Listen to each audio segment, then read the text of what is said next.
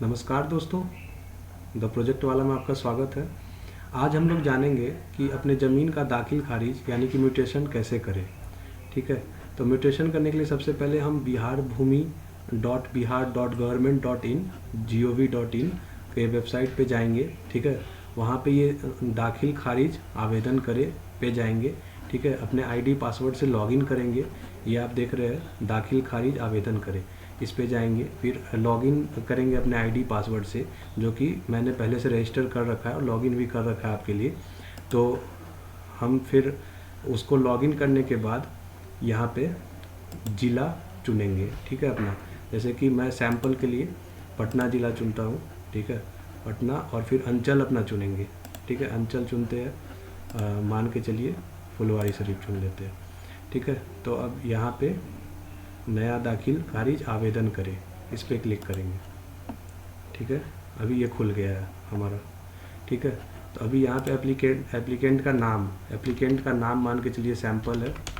ठीक है, तो हम सैंपल अपना यहाँ पे जो आवेदक है उनका पूरा नाम, जो कि डीड पे आपका दिया होगा। ठीक है, और फिर उसके बाद अभिभावक का नाम, जैसे उनके पिता का नाम या किसी का नाम। ठीक है, तो वो दे देंगे सैंपल 2 करके यहाँ पे। ठीक है, अगर हस्बैंड है तो हस्बैंड देंगे, फादर है तो यहाँ पे फादर लिखेंगे। ठीक है, तो फिर हम यहाँ हस्बैंड दे देते हैं। तो यहाँ पे आपको क्या करना है कि अगर आपने सेल किया है, मतलब फिर से ख़रीदा है किसी से, ठीक है, किसी से ज़मीन ख़रीदा है, तो उसके लिए परचेज या सेल पे क्लिक करेंगे। ठीक है, फिर आपका रिफ्रेश होके आएगा। फिर यहाँ पे आपका ईमेल में देंगे हम अपना ईमेल। ठीक है, यहाँ पे देखिए ईमेल देंगे द प्रोजेक्ट वाला @yahoo.com। ठीक है, हमने अपना ईमेल दिया। फिर फ़ोन नंबर देंगे 9931279864। ठीक है, उसके बाद पता दे देंगे, यहाँ पे पता देंगे कुछ भी सैंपल। ठीक है, यहाँ पे भी तो इसको आप यहाँ पता कुछ भी अपना पता दे सकते हैं। ठीक है, यहाँ परमानेंट एड्रेस में भी अपना पता दे सकते हैं।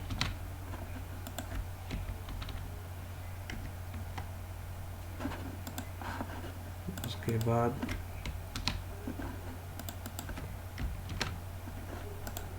यहाँ पे फिर सेव एंड नेक्स्ट करेंगे। ठीक है,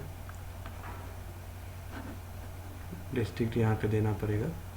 ठीक है, ज़िला का नाम पटना, फिर यहाँ राज्य का नाम बिहार,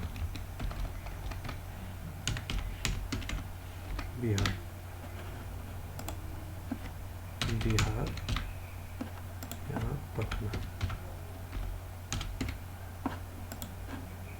एरिया पिन कोड देते हैं हम 8,11,000। यहाँ पे देते हैं 8,11,000। सेवन नेक्स्ट करके देखते हैं। ठीक है, अब आ गया। अब हमारा दूसरा है डॉक्यूमेंट डिटेल। तो यहाँ पे हम हमारे पास डीड होगा। ठीक है, तो वो डीड यहाँ पे लिखेंगे। डीड ही जनरली सबके पास होता है।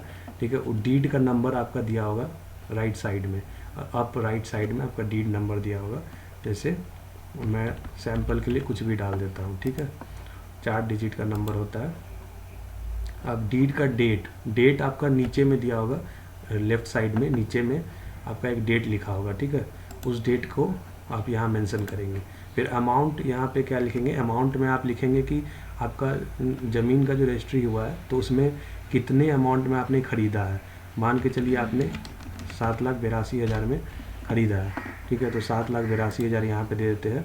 और DSRO का नाम, मतलब DSRO क्या होता है, आपका जो जिस ऑफिस में आपका रजिस्ट्री हुआ है। ठीक है, तो वो SRO या DSRO में आपका हुआ होगा। ठीक है, तो उसका नाम दे देंगे, मान के चलिए फुलवारी शरीफ दे देते हैं। ठीक है, नेक्स्ट करेंगे तो यहाँ पे आएगा नेम। ठीक है, अब बायर्स डिटेल, यहाँ पे हमें ख़रीदार का जो डिटेल है वो देना है। ठीक है, जिससे हम जिसने ख़रीदा है, मतलब आपका अपना डिटेल यहाँ पे भरना है। ठीक है, तो यहाँ पे सैंपल भरते हैं, गार्जियन नेम सैंपल 2। ठीक है, अभी यहाँ देखिए रिलेशन अगर देते हैं तो रिलेशन में आप ध्यान रखिएगा यहाँ पे क्या देता है, तो हमने वहाँ पे पति दिया था, तो यहाँ पे भी हम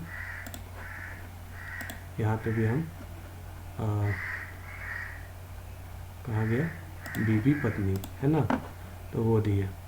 अभी कास्ट में हम कुछ भी दे सकते हैं, कोई भी कास्ट है, तो यहाँ पे कास्ट में हम कुछ भी दे देते हैं, ठीक है। महिला है या पुरुष यहाँ सिलेक्ट करना है, फ़ोन नंबर अपना देना है और एड्रेस बताना है, ठीक है। एड्रेस यहाँ पे लिखना है। अब सेव एंड नेक्स्ट करते हैं, ठीक है। अब यहाँ पे सेलर का डिटेल देते हैं, तो ये भी हम सैंपल के लिए देते हैं। यहाँ पे भी सैंपल आपको अपना यहाँ पे नाम देना है सेलर का, ठीक है। यहाँ पे सेलर के पिता का नाम, ठीक है, या फिर जो भी गार्जियन का नाम है वो देना है, ठीक है। और उनके साथ जो संबंध है, ठीक है, उनका संबंध भी यहाँ दर्शाना है। तो यहाँ पे हम संबंध दिखा देते हैं, मान के चलिए मामा हम लिख देते हैं कुछ भी। तो यहाँ पे कास्ट में अन और पुरुष, ठीक है, उनका मोबाइल नंबर देना है, ठीक है। ध्यान रखिएगा यहाँ पे सेलर का मोबाइल नंबर जाएगा, ठीक है, और यहाँ पे एड्रेस जाएगा सेलर का, ठीक है, जो जिसने आपको बेचा है उसका एड्रेस यहाँ पे। आप सेव एंड नेक्स्ट कर देते हैं। फिर हम देखते हैं प्लॉट डिटेल, ठीक है। प्लॉट डिटेल में आपको हल्का सेलेक्ट करना है। हल्का अगर हम सेलेक्ट करते हैं तो यहाँ पे कुछ भी सेलेक्ट करते हैं, ठीक है, हल्का। फिर यहाँ पे मौजा कौन सा है, तो हम यहाँ पे मान चलिए आलमपुर गोनपुरा सेलेक्ट कर देते हैं 68।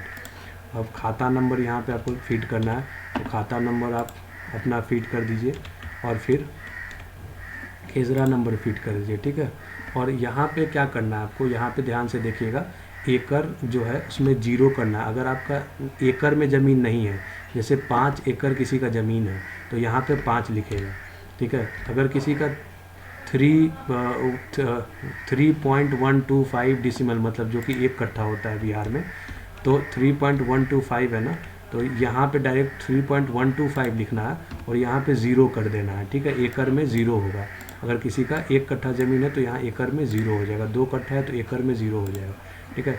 यहाँ पे अपना चौहद्दी दर्शाना है, नॉर्थ साउथ जो भी है आपके अगल बगल जो भी लोग रह रहे हैं, ठीक है, आपके ज़मीन के, तो उनका नाम लिखना है यहाँ, ठीक है। और चौहद्दी जो आपके डीड पेपर पे लिखा हुआ होगा, ठीक है।